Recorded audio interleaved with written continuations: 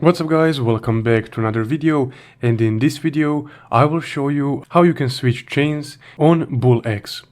Also, before we get started, if you guys want to create a new account with a 10% discount on all trading fees, you can use my sign up link from the description below and save up on fees. So let's get started. Now, once you open up your BullX account, you will be on this new pairs page right here. And as you can see, most of these coins and tokens are Solana based, and some of them are on the Binance chain. Now, let's say that you only want to see tokens from one of the chains. This is the way that you can select each chain individually and trade only tokens from that one chain. Now, first off, you need to hover over this left-hand side menu right here and select the first option that says Chains.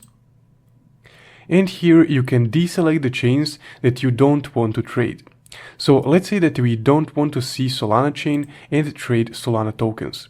We will just click on Solana and that way hide it from this little menu here, and from now on we will no longer see Solana based tokens. Now all you need to do is click Start Trading, and then this token list will refresh. And as you can see, now we mostly see the base tokens and a few Binance chain tokens. So that's how you can switch chains on BullX. Again guys, if you want to save up on trading fees, you can use my sign up link from the description below to create a new account and get 10% lifetime trading fee discount.